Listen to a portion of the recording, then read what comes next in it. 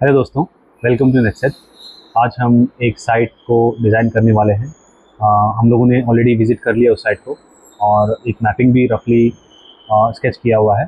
तो उसका अभी जो भी कंपोनेंट्स लगना है, जो भी कैमराज लगने हैं, हम लोग डिज़ाइन करेंगे।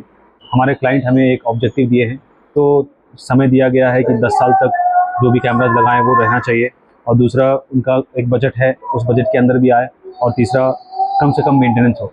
तो इस चीज़ को हम लोग डिज़ाइन करते हैं। आइए मैं एक रफ स्केच दिखा देता हूँ आपको। ये कुछ स्केचेस हम लोगों ने बनाए थे। ये हमारा रोड हो जाता है आगे का, यहाँ पर से रोड गया हुआ है सामने से, और यहाँ पे कैमरा लगना है। और जिस तरह का डिज़ाइन था वो हमने यहाँ पे बना दिया है। अब देखिए, मैं मेजर कर रहा हूँ, 11 मीटर का दिखा रहा है मुझे, ये लेंथ 11 मीटर का दिख रहा है। और ये यहाँ से यहाँ तक ये हमारा अराउंड 6 मीटर्स या 7 मीटर्स तक का है। तो हमें जो भी कैमराज हैं इस रेंज के ही लेने होंगे। बाकी आप जब साइट पे जाइएगा तो आपको और ज़्यादा बेहतर क्लैरिटी मिलेगा। क्लाइंट से बात करके, उनसे डिस्कस करके आप और भी बातों को फाइनलाइज़ कर सकते हैं। तो ये बेसिकली हम लोगों का फाइनलाइज़ हुआ है। तो यहाँ पे एक 4 मेगापिक्सल का कलर कैमरा डाल रहे हैं दो तरफ। उसके बाद एक 2 मेगापिक्सल का कैमरा यहाँ पे है, और एक 2 मेगापिक्सल कैमरा अंदर में लगा दिए हैं। साइड में इनका इतना दूरी देखने के लिए डुअल लेंस वाला कैमरा है, वो हमने रिकमेंड किया है। ये एक ही कैमरे में 2 लेंस रहता है, और जब आप इसे टीवी पे देखिएगा, अपने मॉनिटर पे देखिएगा, तो एक स्क्रीन में ही आपको लंबे से दिखाएगा। ये टोटल इनका 1 2 3 4 5 6 कैमराज हैं। ये एप्लीकेशन है, यहाँ पे जो भी कैमराज हैं या जो भी एनवीआरस हैं उनके स्पेसिफिकेशन मिल जाएंगे आपको। जो पहला वाला कैमरा है मेरा कलर कैमरा, उसे मैं देख लेता हूँ। ये ऑल वेव सीरीज़ में आता है, बहुत ही बेहतरीन कैमरा है ये। इसका फीचर्स अगर मैं बात करूँ तो f1.0 एपरेचर के साथ आता है। इसका बहुत ही अच्छा लाइट गैदरिंग कैपेसिटी है, और ये बड़ा पिक्सल साइज़ के साथ आता है। माइक और वाटर रेसिस्टेंट भी है। इसके रेंज के बारे में बात करें तो ये कैमरा जो मैं बाहर यहाँ पे डाल रहा हूँ या जो आगे में डाल रहा हूँ, इसका रेंज हो जाता है, ये डिटेक्शन 43 मीटर्स का है, और रिकग्निशन 8.7 मीटर्स, और जो आइडेंटिफिकेशन होता है वो 4.3 मीटर्स पे है। तो यहाँ पर से मैं जो भी कैमरा है वो मैं अपना रिसर्च कर लेता हूँ। अब इतने सारे कैमराज में से मुझे जो क्लाइंट को चाहिए वो कैमरा सेलेक्ट करना पड़ता है।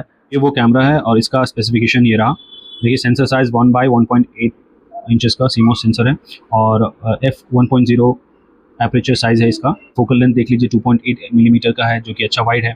और मेन आपको यहाँ पे देखना होगा फील्ड ऑफ व्यू। ये हॉरिजॉन्टल फील्ड ऑफ व्यू है। ये जो इस तरह से दिखाएगा ना, यहाँ पे इस तरह से यहाँ पे कैमरा लग रहा है ना, तो ये अगर जब ऐसे दिखाएगा तो कितना डिग्री दिखाएगा। अब यहाँ पे कैमरा लगा हुआ है, अगर कम एंगल बनाता तो मान लीजिए इतना देता है ना, और ज़्यादा बना रहा है एंगल तो इतना देगा ये। तो इस तरह से होता है, जितना ज़्यादा एंगल बनाएगा उतना वो वाइड कैप्चर करेगा, उतना ज़्यादा एरिया कैप्चर करेगा। उसका एग्जांपल मैं दे देता हूँ आपको। कैमरा से 4 मेगापिक्सल का एक तो ये मैं जो दिखा रहा था आपको 2.8 मिलीमीटर लेंस के साथ, इसका आप हॉरिजॉन्टल फील्ड ऑफ व्यू देखिए 107 डिग्रीज। और इसका एक और कैमरा है जो वो भी 4 मेगापिक्सल का ही है, और ये हो जाता है 4 मिलीमीटर लेंस के साथ।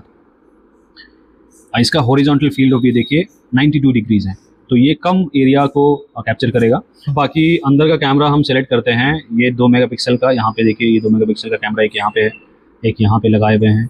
ये 2 कैमरा सेलेक्ट करना है नेक्स्ट। अब ये कैमरा ज़्यादा प्राइस का भी नहीं रहेगा तो चलेगा, क्योंकि ज़्यादा डिस्टेंस कवर करना नहीं है इसे। तो इसे मैं बेसिक सीरीज़ में देख लेता हूँ, क्योंकि इसमें भी बहुत सारे हैं। स्टार सीरीज़ है, प्रोजेक्ट सीरीज़ है, तो मैं बेसिक सीरीज़ में देख लेता हूँ। 2 कैमरा कलर में है अभी, तो मैं पहली वाले को देख लेता हूँ कि इसमें और इसमें क्या चीज़ है, और फिर नेक्स्ट में हम जाके देखेंगे कि उसमें क्या क्या अंतर होता है। तो दोनों को कंपेयर करने के बाद पता चलेगा दोनों में अंतर क्या है। तो ये तो 2 मेगापिक्सल का कैमरा है। इसका सेंसर साइज़ 1/3.0 सेंसर साइज़ है। ये 4 मिलीमीटर लेंस के साथ आता है। आप देख सकते हैं इसका फील्ड ऑफ व्यू 67.3 डिग्रीज है।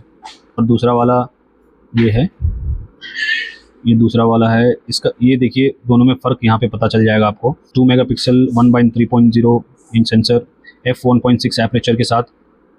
ये देखिए, ये 2.8 मिलीमीटर लेंस है। अब जब 2.8 मिलीमीटर हो जाता है तो फील्ड ऑफ व्यू भी बढ़ जाता है, ये और ज़्यादा एरिया कैप्चर करेगा। जहाँ पे जिस तरह का कैमरा का ज़रूरत है वहाँ पे वही कैमरा दीजिए। जहाँ पे 2.8 मिलीमीटर चाहिए वहाँ पे ये दीजिए, जहाँ पे 4 चाहिए वो दीजिए। तो मुझे यहाँ पे 2.8 ही चाहिए। 2 कैमरा लगना है, which equals to 4 Mbps। Okay, तो ये कैमरा भी हो गया, ये भी हो गया।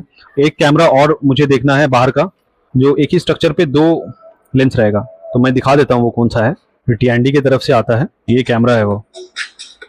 तो इसका व्यू आप देखिए, यहाँ तक एक लेंस कैप्चर कर रहा है और यहाँ से दूसरा लेंस कैप्चर कर रहा है, पर दोनों फुटेज को इसने स्टिच कर दिया है, इसीलिए आपको एक ही लाइन पे दोनों ही कैमरे का फुटेज मिल रहा है। देखिए यहाँ पे एक पर्सन जा रहा है, ये पहले कैमरे का व्यू से सेकंड कैमरे के व्यू में आ गया। ये एक ही स्क्रीन पे आपको मिलेगा।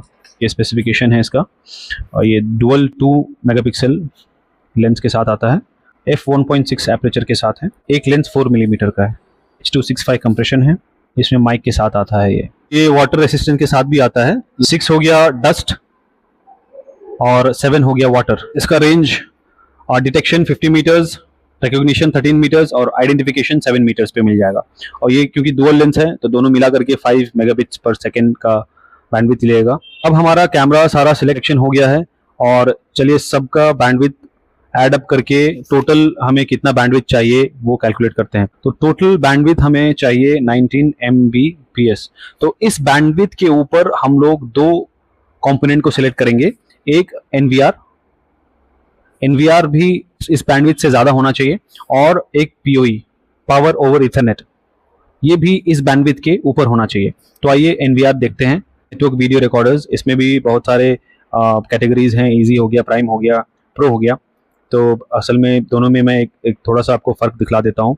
इसी सीरीज़ में 4 हार्ड डिस्क तक मिल जाएगा, और प्राइम सीरीज़ में आपको 32 हार्ड डिस्क तक मिल जाएगा।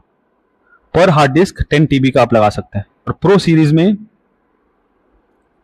ये देखिए 24 हार्ड डिस्क तक मिल जाएगा, पर इसमें आपको आराम से बैंडविड्थ वगैरह ज़्यादा मिलता है। अब प्रो सीरीज़ सबसे ऊंचा सीरीज का मैं आपको दिखा देता हूं, ये 256 चैनल का है। आप 256 कैमराज इसमें लगा सकते हैं।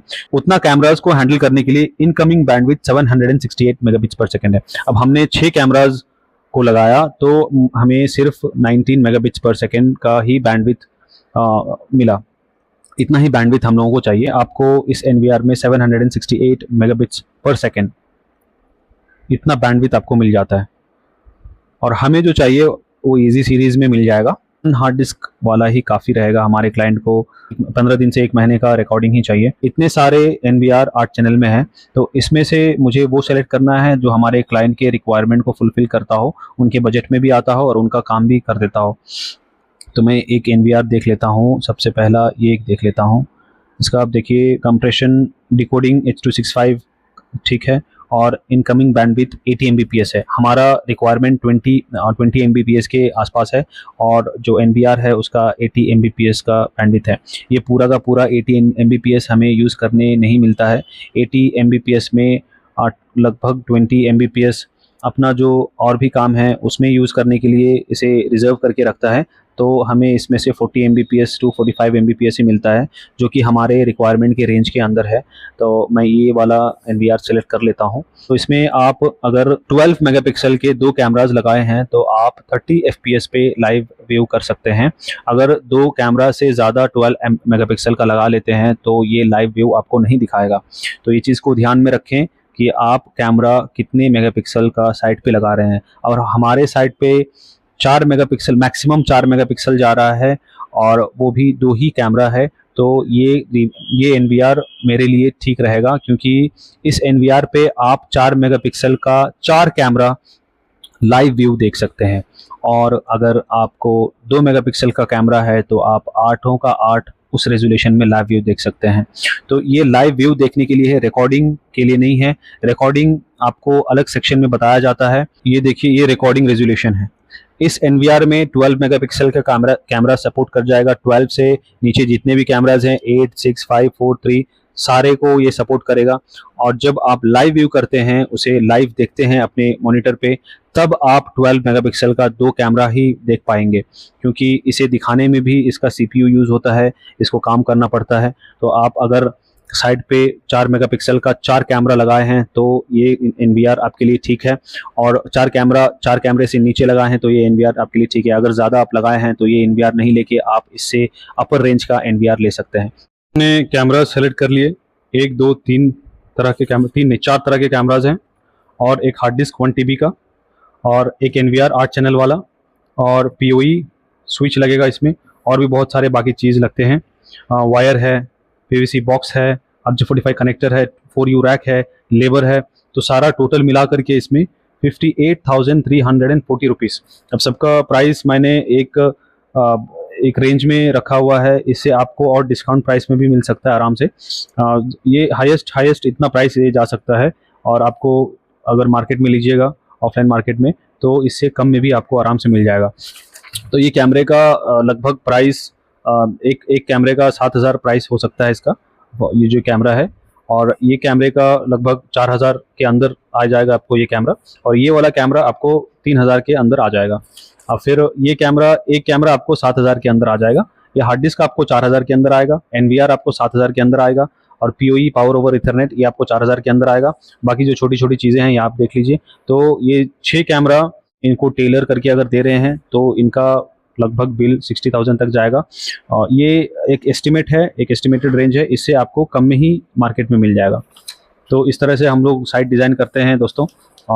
तो आप भी जब भी साइट डिज़ाइन कीजिए तो 1 घंटा 2 घंटा रिसर्च कर लीजिए, उस बेस पे फिर आप जब भी काम कीजिएगा तो दिक्कत नहीं आएगी आगे।